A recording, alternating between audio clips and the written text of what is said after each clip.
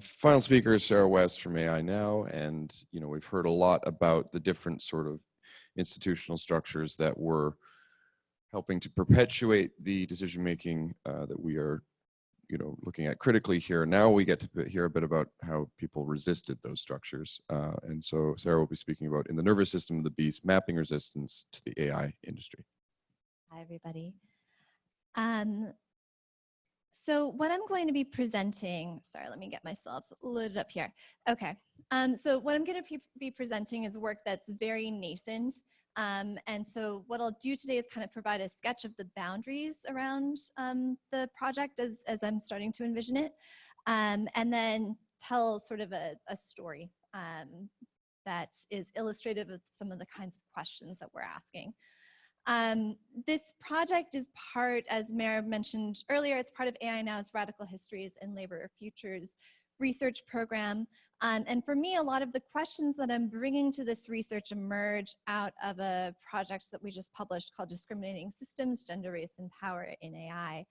And that project, one of the outcomes of that project was that it surfaced that there have been decades of work by people of color, women, and other gender minorities in the field of AI that has largely been erased. There have been issues that we're sort of treating as new today, as it comes to no surprise to anybody in this room, that people have been talking about for decades. And so part of what I'm trying to do is to thread that back historically.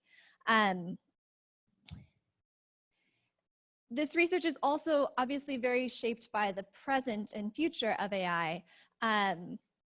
We're seeing in a lot of today's largest AI firms, networks of tech workers that are beginning to organize and push for change. So in the past year, we've seen protests against developing visual recognition tools for drone warfare. We've seen protests against producing a censored search engine for the Chinese market. We've seen a lot of outcry over an effort to develop an automated hiring tool that would discriminate systematically against women. We're seeing sort of these networks of organizing and a growing protest culture at many of these firms. Now, an important dynamic of this protest movement, or this organizing movement, is that it intersects with concerns about practices within the firms themselves. So you're not just looking outward at the products of AI development, but you're also looking inward at the processes. So there's an intersection between things like Maven and Dragonfly and issues of employment discrimination on the basis of gender and race, unfair working conditions, particularly for companies' temporary and contract workers, and obviously very much fueled as well by revelations of sexual harassment within or by corporate leaders. But of course, we can situate this present in a longer trajectory of the past, and what we see now is in many ways a reflection of what's come before. And so I'm hoping that this project will help us to learn from figure out what we can learn from the organizing and collective action efforts of the past, what worked, what didn't work, what are the dynamics of those past efforts that we can bring to the work that's happening today. So what we're trying to do is to outline a radical history of AI. My project is looking sort of starting around the 1960s, the late 60s, and through the 1980s. And it's drawing on a combination of both archival research and participant interviews. And it's sort of mapping out antecedents for the tech worker movement today in the work of scholars and activist groups and industry professionals.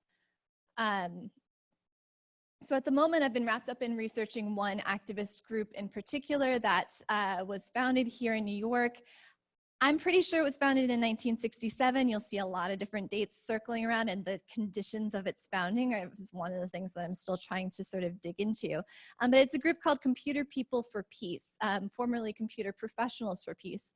And as that title indicates, it emerged out of a group of folks who are working in tech company spaces who are frustrated that in the professional industry sort of event space and in the collectives like the ACM and so on, there wasn't really a discourse of acknowledging the role of computers in the war effort, in the Vietnam War. And so folks gathered together to sort of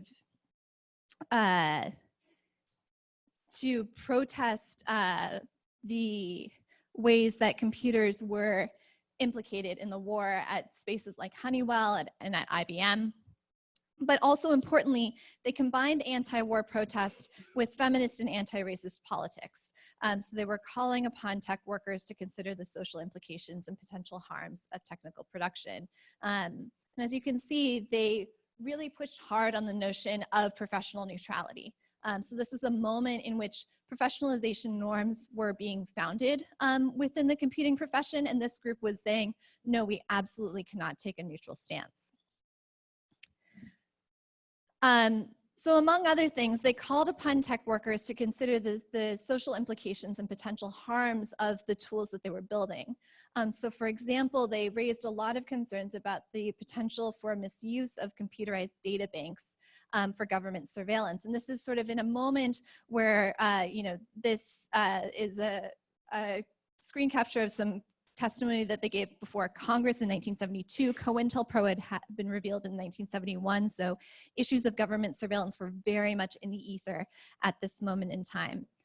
But they also engaged in much more radical forms of activity, and one of the things I'm really interested in is what are the strategies and tactics that were used by workers in this movement. So I'd like to talk through one example. So in 1970 at NYU, there was a collective of people who occupied the Courant Institute, which housed NYU's computer. Now this is an article that came out in the last decade that sort of looks back on this historical moment and frames it around the professors who ended that occupation. And the way that CPP tells it, the narrative that has kind of been preserved by history is that there were a couple of rogue professors at NYU who captured this computer and they tried to hold it ransom. Now CPP's narrative of this event looks quite different. So the way that they tell it, there was a group of about 2,000 people that were involved in occupying the Courant Institute over a period of several days. And their purpose in doing so was to try to raise bail for a man named Clark Squire, who was renamed Sundiata Acoli, who was a Black Panther who had a degree in mathematics and worked at tech companies. So they saw him as a fellow computer person, although, you know, I'm still trying to figure out the bounds of his relationship with CPP. They published letters from him that he had written from jail, for example. So they're trying to raise bail for Sundiata Acoli, who was basically, he was in the car when Zaid Malik Shakur, who was a Black Panther, and Assata Shakur, who was another Black Panther, they were wounded, and Zaid Malik Shakur was killed in a police shootout on the New Jersey Turnpike. And Sundiata Acoli was arrested and convicted of killing a New Jersey state trooper. So many members of CPP supported the Black Panthers, and they felt that it was incredibly unjust that the judge had set bail at $100,000. So they were seeking to raise bail so that he could get, you know, get out of jail and get a free trial. They had lots of different ways that they went about raising the funds, but one of their ideas was to occupy the computer at the Courant Institute in a peaceful manner as a means of trying to raise the bail. They also note, by the way, that when the NYU professors were arrested, one of them didn't get any bail at all. Another one had bail set at $1,000, and that's a reflection of the racial discrepancies in the way that the justice system was treating people at the time. Eventually, CPP did raise the funds. They were able to raise the $100,000, but when Acoli's lawyer went before the judge decided to deny bail anyways, and he remains in jail today. Now, obviously, this is a pretty significant move to try and occupy a university computer. But they were not alone in adopting these kinds of tactics of nonviolent occupation.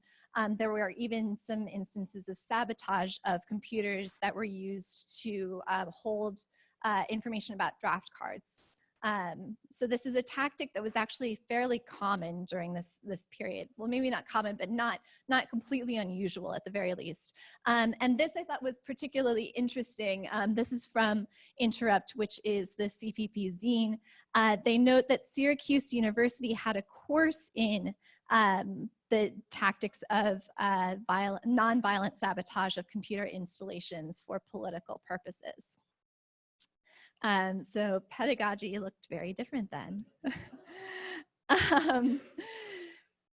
So as I'm going through this project, there's a few different threads that I'm attending to particularly. One is just to sort of trace these narratives of an alternative politics for AI that are arising, particularly within tech spaces. Again, I started this by talking about how CPP started out as computer professionals for peace. They reframed themselves as computer people for peace because they wanted to expand the umbrella of folks who could participate in this movement. They didn't want to be exclusionary. Moreover, the way that they conceived of themselves and who computer people were was not just, the sort of top tier of people that were working on hardware development or software development, but they carried that all the way through punch card operators and tried to bring sort of the class dynamics, sort of remove that dynamic of and separation between people that were working on computing. Another thread that I'm interested in is the way that they have different strategies and tactics for organizing, and also looking at these moments of breakdown or failure for their generative possibilities.